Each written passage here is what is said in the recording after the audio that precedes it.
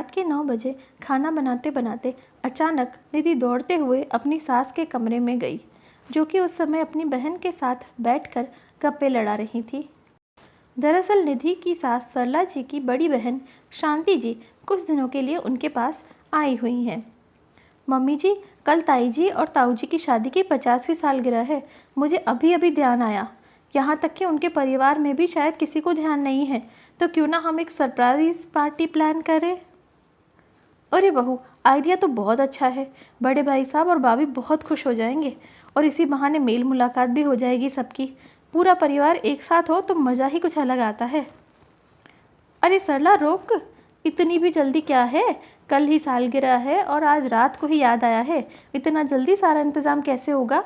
और वैसे भी ज़रूरत ही क्या है इतना सब कुछ करने की, जब उनके अपने बच्चों को ही याद नहीं है? मौसी ने मुँह चिढ़ाते हुए कहा। तो क्या हुआ मौसी जी, हम भी तो उनके बच्चे हैं ना। और हम यहाँ पर पार्टी करेंगे तो सबको बहुत अच्छा लगेगा, और आप चिंता मत कीजिए, सब कुछ मैनेज हो जाएगा। निधि ने अपनी बात रखी। अच्छा तो बहू सुन, लगभग कितने लोग होंगे? देवर जी का परिवार, बड़े भैया का परिवार और 4 उनकी बेटियाँ, 4 हमारी बेटियाँ और उनके परिवार, तो लगभग 50 लोग हो जाएंगे। सरला जी ने अंदाज़ा लगाते हुए कहा और उनकी बात सुनकर मौसी जी की त्योरियाँ चढ़ गईं। ठीक है मम्मी जी, आप सबको फ़ोन कर दीजिए और मैं बाकी के इंतज़ाम देखती हूँ। इतना कहकर निधि वापस रसोई में चली गई और शांति जी ने सबको फ़ोन करने शुरू कर दिए। सुबह होते ही निधि ने अपना काम फटाफट शुरू कर दिया। सास सरला जी भी अपने हिसाब से मदद कर रही थी, लेकिन मौसी जी के मन में यह बात चल रही थी कि न जाने क्यों उनकी बहन और निधि मिलकर सरप्राइज़ पार्टी प्लान कर रहे हैं। इतने लोगों के लिए खाना पीना सब कुछ इंतज़ाम करना कोई मामूली बात नहीं है, और फालतू में इतनी बड़ी जिम्मेदारी अपने सर पर ले ली है। वहीं दूसरी तरफ निधि ने सबसे पहले तो सुबह उठकर पोहे और पुलाव बना दिया, साथ ही छाछ और सलाद काट दिया ताकि उसे दोपहर के खाने और नाश्ते की चिंता ना हो। फिर मार्केट जाकर ज़रूरी सामान, सब्जियां वगैरह ले आई। 12 बजे के लगभग घर की बेटियों का आगमन शुरू हो गया। देखते ही देखते सभी ने अपनी जिम्मेदारी संभाल ली। झाड़ू पोछा तो काम वाली रमा करके ही गई थी, लेकिन सजावट का काम अभी बाकी था।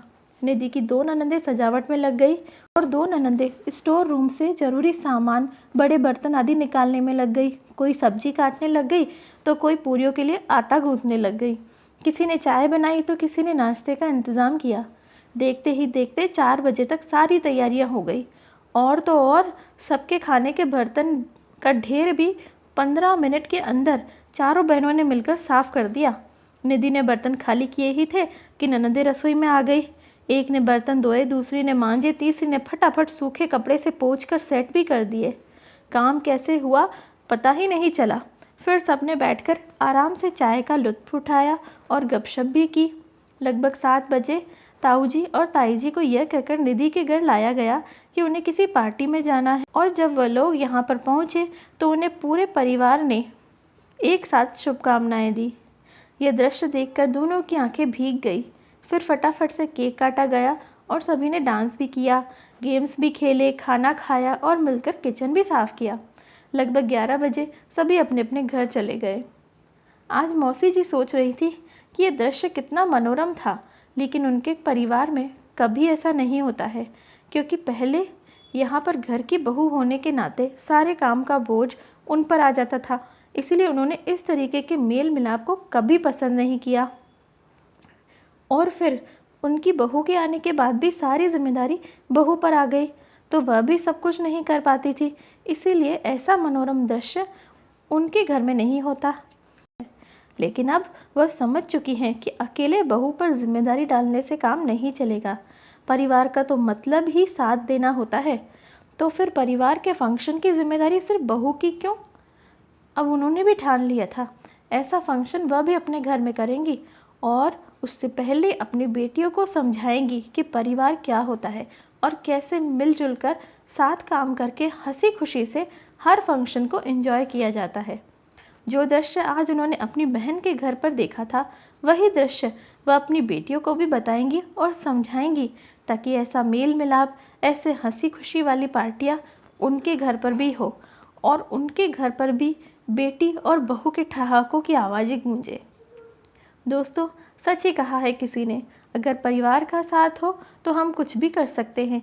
जैसे निधि ने एक इतने बड़े फंक्शन की तैयारी एक ही रात में कर ली, क्योंकि वह जानती थी कि उसका पूरा परिवार उसका साथ देगा, और वह हुआ भी।